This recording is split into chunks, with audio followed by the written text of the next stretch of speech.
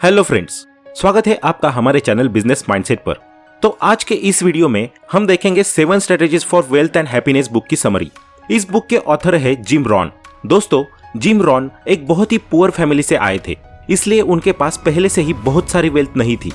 लेकिन किसी ड्रीमर की तरह उन्होंने भी अपने लिए एक परफेक्ट लाइफ इमेजिन की थी कि उनके पास एक बहुत बड़ा घर होगा, बहुत अच्छी अच्छी कारें होंगी, बिना टेंशन वाला एक बिजनेस होगा और एक हेल्दी लाइफस्टाइल होगा। लेकिन जब वो 18 साल के थे तब अपने स्कूल के कंप्लीट होने के बाद उन्होंने कॉलेज ज्वाइन किया। लेकिन 1 साल बाद ही उन्होंने अपने कॉलेज से ड्रॉप आउट कर दिया, क्योंकि उन्हें लग रहा था कि मुझे जल्द से जल्द पैसा कमाना शुरू कर देना चाहिए। लेकिन उनके पास कोई बिजनेस आइडिया नहीं था, तो उन्होंने अगले 6 साल तक बहुत सारे जॉब्स किए। और फिर वो जब 25 साल के हुए तो एक दिन जब उन्होंने अपनी लाइफ में क्या क्या अचीव किया है इस चीज के बारे में थोड़ा सोचा, तब उन्होंने रियलाइज किया कि उनके जो सपने थे उन्हें तो वो भूल ही चुके हैं और वो एक मामूली सी लाइफ में कंफर्टेबल होने की कोशिश कर रहे हैं। और अगर ऐसा ही चलता रहा तो वो अपने ड्रीम्स को कभी पूरा नहीं कर पाएंगे। तो दोस्तों, इसलिए 25 साल की एज में उनके साथ कुछ ऐसा हुआ कि उनके अगले 5 साल में यानी कि 30 साल की एज में उन्होंने अपना ड्रीम अचीव कर लिया। और अब आपके दिमाग में ये बात आ रही होगी कि उन्होंने ये सब कैसे कर लिया। तो उनकी लाइफ का टर्निंग पॉइंट वो था जब उनकी मुलाकात मिस्टर एल शॉफ नाम के एक व्यक्ति से हुई। तो जब जिम ने मिस्टर शॉफ को पहली बार देखा तो वो उनको देखकर बहुत ही ज्यादा इंप्रेस हुए, क्योंकि मिस्टर शॉफ एग्जैक्टली वही लाइफस्टाइल जी रहे थे जिसको जिम हमेशा अपने ड्रीम में इमेजिन करते थे। इसलिए जिम ने मिस्टर शॉफ से बात की और तब मिस्टर शॉफ को जिम बहुत पसंद आए और उन्होंने जिम को अपनी कंपनी में जॉब दे दी। फिर जॉब लगने के बाद अगले 5 सालों में जिम ने मिस्टर शॉफ से 7 लाइफ लेसन सीखे, जिनको फॉलो करके उन्होंने अपने लाइफ को चेंज कर दिया। और इसीलिए 30 साल की एज तक उन्होंने अपना फाइनेंशियल फ्रीडम अचीव कर लिया। तो दोस्तों, इन्हीं 7 लेसन्स को वो 7 strategies for wealth and happiness कहते हैं, जिसको हम आज की वीडियो में डिस्कस करने वाले हैं। तो दोस्तों, जब जिम ने पहली बार मिस्टर शॉफ से सीरियसली बात की थी तो मिस्टर शॉफ ने जिम से पूछा था कि उनकी लाइफ का सबसे बड़ा गोल क्या है। तो इस पर जिम ने कहा था कि मेरा कोई ऐसा गोल नहीं है, लेकिन मैं बस बहुत अमीर बनना चाहता हूँ। तो मिस्टर शॉफ ने जिम से पूछा कि तुम अपने इस ड्रीम को कैसे पूरा करना चाहते हो। तो इस पर जिम ने कहा कि ये तो मुझे बिल्कुल पता नहीं। इस बात पर मिस्टर शॉफ ने कहा कि अगर ऐसा है तो मैं गेस कर सकता हूँ कि तुम्हारा बैंक बैलेंस शायद $100 के आसपास होगा, और अगर तुम लाइफ में और फ्यूचर में भी इसी तरह से रहोगे तो 5 साल बाद भी तुम्हारा बैंक बैलेंस शायद उतना ही रहेगा। और इस बात को सुनकर जिम काफी शॉक्ड हो गए, क्योंकि जब उन्होंने 5 साल पहले जॉब करना शुरू किया था तब भी उनके पास इतने ही पैसे होते थे और अभी भी उनके पास इतने ही पैसे मौजूद है। तो जिम का कहना है कि उनकी लाइफ का सबसे पहला और इम्पोर्टेंट लेसन था गोल सेटिंग सीखना। दोस्तों, हम सभी के लाइफ में कोई ना कोई ड्रीम जरूर होता है। किसी का ड्रीम होता है बहुत अमीर बनना, किसी का एम होता है बहुत फेमस होना, या फिर किसी का ड्रीम होता है पूरी दुनिया को देखना। लेकिन दोस्तों, ड्रीम्स की प्रॉब्लम ऐसी होती है कि वो बहुत ही ब्लर होते हैं, यानी कि अनक्लियर होते हैं। अमीर होना, फेमस होना, ये बहुत ही अनक्लियर चीजें हैं और हमें इसको अचीव करने का ना ही कोई क्लियर रास्ता दिखता है। इसीलिए इस प्रॉब्लम को गोल सेटिंग सॉल्व कर देता है। यानी कि अगर आप अपने ड्रीम्स को वेल डिफाइंड गोल्स में कन्वर्ट कर देते हो तो आपको बहुत आसानी होगी उसे अचीव करने में। जैसे कि एग्जाम्पल के लिए, अगर आपका ड्रीम है अमीर बनना, तो पहले आप ये डिसाइड करिए कि अमीर होने की आपकी लाइफ में डेफिनेशन क्या है, क्योंकि दुनिया के हर एक इंसान के लिए इस दुनिया की अलग अलग डेफिनेशन होगी। यहाँ पर सबसे पहले तो आप एक डायरी पर ये लिख दीजिए, या फिर आप अपने मोबाइल का इस्तेमाल भी कर सकते हो। आपको अपने मोबाइल या फिर डायरी में ये लिखना है कि मुझे अगले 1 से 10 साल में क्या क्या करना है या फिर क्या क्या अचीव करना है। और इस सवाल को लेकर कम से कम 50 आंसर तो आपके दिमाग में आने चाहिए, जैसे कि एक बहुत ही अच्छी बॉडी, एक बढ़िया सा वर्ल्ड टूर, या एक बहुत ही अच्छी कार, या फिर इससे रिलेटेड कुछ भी। इसके बाद इन गोल्स को आपको कितने टाइम में कंप्लीट करना है वो लिखिए। जैसे कि एक अच्छी बॉडी को आप 1 साल दे सकते हो, मिनी वर्ल्ड टूर को आप 3 साल दे सकते हो, घर खरीदने को आप 10 साल दे सकते हो। और इसके अंदर आपको ये ध्यान रखना है कि आपके हर साल में कोई ना कोई ड्रीम होना चाहिए, यानी कि आपके सभी ड्रीम इक्वली सभी सालों में डिवाइड होने चाहिए। मतलब कि ऐसा ना हो कि सभी ड्रीम्स आपको 10 साल के बाद ही कंप्लीट करने हैं। इन सबको करने के बाद आप उस गोल तक पहुंचने के लिए मिनी गोल बनाएं। जैसे कि मुझे अगले 10 सालों में इतना पैसा कमाना है, तो उस अमाउंट तक जाने के लिए मुझे अभी से इतने पैसे जोड़ने चाहिए, या फिर अभी से इन जगहों पर इन्वेस्ट करना चाहिए। तो यहाँ पर आप देख सकते हो कि आपका ड्रीम सेंटेंस है कि मुझे अमीर बनना है और गोल सेंटेंस है कि मुझे पैसे सेव करने हैं और इन्वेस्ट करने हैं। तो देखिए इन दोनों में कितना फर्क है, क्योंकि क्लियरिटी आ जाने से हमें एक्शंस लेने में आसानी होती है और हमें एक्शन लेने का मोटिवेशन भी मिलता है, क्योंकि हमें अपने गोल्स पूरे होते हुए नजर आते हैं। दूसरी स्ट्रेटेजी ये है कि हमें किसी भी न्यू फील्ड में एंटर करने से पहले उसकी बेसिक नॉलेज हासिल करनी जरूरी होती है। आपको लाइफ में जो भी चाहिए, जैसे कि आपको अमीर बनना है, या फिर आपको लोगों से बात करने में कॉन्फिडेंस चाहिए, या फिर आपको हेल्दी बनना है, या फिर आपको कोई बिजनेस शुरू करने की ट्रेनिंग चाहिए, या फिर आपको अपनी लाइफ में बस हैप्पी रहना है, तो दोस्तों इन हर एक टॉपिक के ऊपर अच्छी अच्छी बुक्स लिखी जा चुकी है।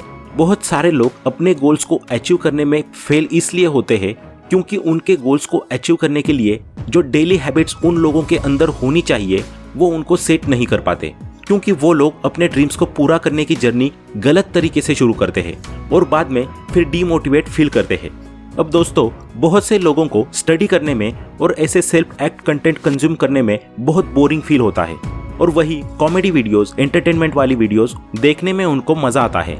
लेकिन मैं आप लोगों को एक इंटरेस्टिंग फैक्ट बताता हूँ। जिस तरह जब हम कोई कॉमेडी वीडियो देखते हैं तो हमारी बॉडी से एक केमिकल रिलीज होता है जिसको डोपामाइन कहते हैं। उसकी वजह से हमें अच्छा फील होता है और इसलिए हमें वैसे कंटेंट बार बार देखने का मन करता है।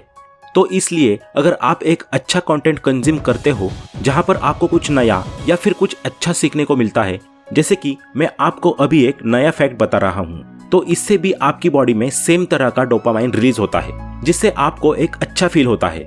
तो इसलिए आप भी ऐसे सेल्फ एक्ट कंटेंट कंज्यूम करने की आदत डाल लो, जिससे कि कुछ टाइम बाद आपको इनमें मजा आने लगेगा, जो कि दुनिया के बाकी लोगों को नहीं आएगा। दूर से तो उन्हें ये बोरिंग लगेगा और ये लगेगा कि आप जबरदस्ती ये कंटेंट कंज्यूम कर रहे हो, लेकिन धीरे धीरे आपको इसमें मजा आएगा और इसके साथ में आप अपनी लाइफ में, करियर में, रिलेशनशिप में, फाइनेंशियली और इमोशनली स्ट्रांग बनते जाओगे। दोस्तों तीसरी स्ट्रेटेजी है कंट्रोल योर फाइनेंस। दोस्तों फाइनेंशियल फ्रीडम एक ऐसी चीज है जिसको अचीव करने से आपकी लाइफ में जमीन आसमान का फर्क पड़ सकता है, क्योंकि बहुत सारे लोग अपनी पैशन, हॉबीज और हिडन टैलेंट पर फोकस नहीं कर पाते क्योंकि उनके पास इतने पैसे या फिर टाइम नहीं होता है। अगर वो अपने टैलेंट पर फोकस कर लेते हैं तो उससे वो अपनी लाइफ में काफी ज्यादा हैप्पीनेस ला सकते हैं और उनकी लाइफ एक अलग ही डायरेक्शन में जा सकती है। लेकिन इसके बाद भी लोग इसके लिए कोई भी एक्शन नहीं लेते और एक ही जॉब में अपनी पूरी जिंदगी गुजार देते हैं। तो एक बार जिम ने जब मिस्टर श्रॉफ को कहा कि अगर मेरे पास ज्यादा पैसे होते तो शायद मैं एक अच्छा फाइनेंशियल प्लान बना लेता और अपनी लाइफ में बहुत सारी इंटरेस्टिंग चीजें करता, तो इस पर मिस्टर श्रॉफ ने कहा कि अगर तुमने एक अच्छा प्लान बनाया होता तो शायद तुम्हारे पास आज ज्यादा पैसे होते और तुमने अपनी लाइफ में बहुत सारी इंटरेस्टिंग चीजें कर ली होती। तो दोस्तों इसलिए इम्पोर्टेंट ये नहीं होता कि आप कितने पैसे कमा रहे हो, इम्पोर्टेंट ये होता है कि आप उन पैसों को कैसे यूज कर रहे हो। इसलिए अगर आप फिलहाल कोई सेविंग और इन्वेस्टिंग नहीं कर रहे हो तो आपको अपनी मंथली सैलरी का 70% सेविंग करना सीखना होगा और बाकी के 30% को इन्वेस्ट करना चाहिए, और जितना ज्यादा अमाउंट आप इन्वेस्ट करोगे आपके लिए उतना ही अच्छा होगा। चौथी स्ट्रेटेजी, दोस्तों इमेजिन करिए कि एक कंपनी में दो लोग जॉब करते हैं, दोनों का एजुकेशन बैकग्राउंड और जॉब सेम है और दोनों की रिस्पॉन्सिबिलिटी भी कंपनी के अंदर सेम है, लेकिन दोनों को सैलरी अलग अलग मिलती है। दोनों की सैलरी में 10,000 तक का डिफरेंस है। तो इसका रीजन क्या हो सकता है? दोस्तों इसका रीजन ये है कि जिसको ज्यादा सैलरी मिल रही है वो कंपनी के लिए ज्यादा वैल्यूएबल है। बहुत सारे लोग इस बात को लेकर डिबेट करते हैं कि कंट्री के अंदर मिनिमम सैलरी कम से कम 8,000 से लेकर 10,000 तक होनी चाहिए, और फिर बहुत सारे वर्कर्स इन चीजों के लिए प्रोटेस्ट भी करते हैं। लेकिन जिम कहते हैं कि ये मिनिमम सैलरी होती है, ये एक सोने का बेड नहीं है, ये एक स्ट्रेस है, यानी कि यहाँ पर आपको लाइफ टाइम रेस्ट नहीं करना है, आपको यहाँ से ऊपर चढ़कर जाना होता है। इसलिए आपको अपने माइंडसेट को मिनिमम से हटाकर मैक्सिमम पर लेकर जाना है। आपको इस बात की टेंशन लेने की जरूरत नहीं है कि मिनिमम वेज क्या है, आपको ये सोचना चाहिए कि आप मैक्सिमम कितना कमा सकते हो। इस चैप्टर के अंदर जिम ने इस बुक का सबसे इंपॉर्टेंट लेसन सिखाया है कि learn to work harder on yourself than you do on your job, क्योंकि formal education will make you living, self education will make you a fortune. मतलब कि आप जितनी मेहनत करते हो अपनी जॉब के ऊपर, उतनी ही अब से आपको मेहनत अपने आप पर करनी चाहिए। मतलब कि आप ग्रोथ माइंडसेट के साथ दूसरी इंपॉर्टेंट स्किल्स भी सीखो, जैसे कि कम्युनिकेशन, लीडरशिप, क्रिटिकल थिंकिंग और दूसरे टेक्निकल स्किल्स जो आपको करियर और लाइफ में काम आएंगे, क्योंकि अपने जॉब पर काम करने से आपको सैलरी मिलती है, लेकिन खुद पर काम करने के बाद आप एक वैल्यूएबल इंसान बनोगे, जिससे कि आप ज्यादा सैलरी, प्रमोशन और ग्रोथ को अचीव कर पाओगे। 5वीं स्ट्रैटेजी को समझने के लिए जिम हमें 2 टाइप के लोगों का एग्जाम्पल देते हैं। पहले ऐसे लोग जिन्हें टाइम की जरा भी वैल्यू नहीं होती है और वो हर मोमेंट को एंजॉय करने पर फोकस करते हैं, फ्यूचर के बारे में ज्यादा सोचते नहीं। और दूसरे लोग होते हैं वर्कोहोलिक लोग। ये लोग सुबह से लेकर शाम तक काम करते रहते हैं और अपने फ्यूचर को सिक्योर बनाने के लिए हमेशा उसके बारे में सोचते रहते हैं, लेकिन इस चक्कर में वो अपने प्रेजेंट को एंजॉय करना भूल जाते हैं। तो ऑब्वियसली आपको इन दोनों के बीच का बैलेंस फाइंड करना है और यही बैलेंस हमें टाइम मैनेजमेंट सिखाता है। तो टाइम को मैनेज करने का सबसे बेस्ट तरीका है कि आप अपने फ्री टाइम को एक पेपर पर लिख दो और अपना एक शेड्यूल बना लो कि कितने घंटे आप सेल्फ इंप्रूवमेंट में और कितने घंटे आप अपनी फैमिली और फ्रेंड्स को दे रहे हो, और फिर उसके हिसाब से आप अपनी प्रायोरिटी को एडजस्ट कर सकते हो कि आपको अपनी लाइफ में किन चीजों पर कितना ज्यादा फोकस करना है। 6ठी strategy, surround yourself with winners. दोस्तों, ये स्ट्रैटेजी बहुत ज्यादा इंपॉर्टेंट है। इस स्ट्रैटेजी के अंदर ऑथर हमें बताते हैं कि आप किन लोगों के साथ ज्यादा टाइम स्पेंड कर रहे हो, यानी कि जिन लोगों के साथ आप फिलहाल अपना सबसे ज्यादा टाइम स्पेंड कर रहे हो, क्या उनके साथ रहकर आपकी लाइफ सही डायरेक्शन में जा रही है?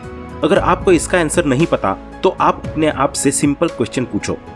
नंबर 1, उनके साथ रहकर आप किस चीज की सबसे ज्यादा बातें करते हो? नंबर 2, उनके साथ रहकर आप किस चीज के बारे में ज्यादा सोचते हो? नंबर 3, उनके साथ रहकर आप कौन सी चीजें ज्यादा करने लगे हो? क्योंकि जैसा हमारा फ्रेंड सर्कल होता है वैसे ही हमारी सोच होती है और वैसे ही हमारे एक्शंस होते हैं और हमारी लाइफ भी उन्हीं की तरह हो जाती है। तो जिम हमें एडवाइस देते हैं कि आप ऐसे लोगों के साथ ज्यादा टाइम स्पेंड करो जो अपनी लाइफ में ग्रोथ को लेकर फोकस्ड है। अगर आप अमीर बनना चाहते हो तो ऐसे फ्रेंड को ढूंढो जो अमीर बनने के लिए बेताब है। अगर आप फिट होना चाहते हो तो ऐसे दोस्त बनाओ जो रेगुलर जिम जाते हो और हेल्दी लाइफस्टाइल फॉलो करते हो। उनके साथ रहकर आप बहुत सारी नई नई चीजें सीखोगे जो आपको ऑटोमेटिकली सही डायरेक्शन में लेकर जाएंगी, क्योंकि ये एक फैक्ट है कि आप अपने पास मौजूद दोस्तों का एक एवरेज होते हो। सबसे लास्ट और सबसे इंटरेस्टिंग लेसन ये है कि हम अपने पैसों से हैप्पीनेस नहीं खरीद सकते। फ्लिपकार्ट या फिर अमेजॉन में या फिर और दूसरी किसी शॉपिंग वेबसाइट में या फिर मार्केट में हैप्पीनेस नाम का कोई प्रोडक्ट नहीं मिलता जिसको आप पैसे से ऑर्डर कर सकते हो और आपको कोई डिलीवरी चार्ज भी नहीं देना पड़ेगा। लेकिन हम अपने दिमाग और थोड़े से पैसों को सही तरह से यूज करके हैप्पी टाइम जरूर बाय कर सकते हैं। जैसे कि एग्जाम्पल के लिए, एक बार जिम अपने होने वाली वाइफ के साथ पहली बार डेट पर गए थे। जब वो ऑब्वियसली उनकी वाइफ नहीं थी तो उन्होंने खाने के आने से पहले ही वेटर को $2 की टिप दे दी। तो इस पर उनकी गर्लफ्रेंड कहने लगी कि उसने अभी तक तो हमें अच्छी सर्विस भी नहीं दी और क्या पता वो हमें अच्छी सर्विस दे पाएगा या फिर नहीं, तो आपने उसे पहले ही टिप क्यों दे दी? जिम ने कहा कि ये हमारा बहुत ही स्पेशल मोमेंट है, ये फर्स्ट डेट हमारी लाइफ में वापस कभी नहीं आएगी, तो मैं यहाँ पर कोई भी रिस्क नहीं लेना चाहता, इसलिए मैंने उसे पहले ही $2 दे दिए ताकि अब एक अच्छी सर्विस की गारंटी हो जाए। और ये सुनकर उनकी गर्लफ्रेंड काफी ज्यादा इंप्रेस हो गई और फिर बाद में उनको एक्चुअल में काफी अच्छी सर्विस भी मिली। और फिर बाद में जब वो दोनों शॉपिंग मॉल में घूम रहे थे तो ऑथर ने वापस से $1 का एक रोज बाय किया और अपनी गर्लफ्रेंड को दे दिया और कहा कि क्या आप प्लीज मेरे लिए पकड़ सकती हो, इसके बदले में मैं आपका बैग ले लेता हूँ। ये देखकर वो वापस से खुश हो गई और फिर जब वो मॉल में घूम रहे थे तो उन्होंने देखा कि उनकी गर्लफ्रेंड के चेहरे पर पूरे टाइम एक बड़ी स्माइल थी, क्योंकि वो बहुत ज्यादा खुश थी और शादी के काफी सालों बाद भी वो ये सब चीजें याद रखती थी और उनकी काफी ज्यादा रिस्पेक्ट करती थी। तो इसलिए जब आप अपने करियर में और फाइनेंशियल लाइफ में इमोशनली स्ट्रांग हो जाओगे तो आपको अपनी लाइफ में एक अलग ही कॉन्फिडेंस मिलेगा, जिससे कि आप एक अलग ही स्टाइल से अपनी लाइफ को जी पाओगे। इसी को आर्ट ऑफ लिविंग वेल कहते हैं, जो इस बुक का सबसे लास्ट और सबसे इंटरेस्टिंग लेसन है कि आप अपने टाइम और पैसों को ऐसी जगह पे स्पेंड करो जिससे कि आपको अच्छे एक्सपीरियंस मिले, जैसे कि ट्रैवलिंग, गरीब लोगों की मदद करना, फैमिली और अपने चाहने वालों के लिए गिफ्ट खरीदना और भी बहुत कुछ। तो दोस्तों, आपको ये वीडियो कैसा लगा कमेंट में बताएं और ये भी बताएं कि आपको नेक्स्ट वीडियो किस टॉपिक पर चाहिए। वीडियो पसंद आया हो तो लाइक करें और ऐसे ही वैल्यूएबल वीडियोस को देखने के लिए हमारे चैनल को सब्सक्राइब करें। आपका कीमती समय देने के लिए धन्यवाद।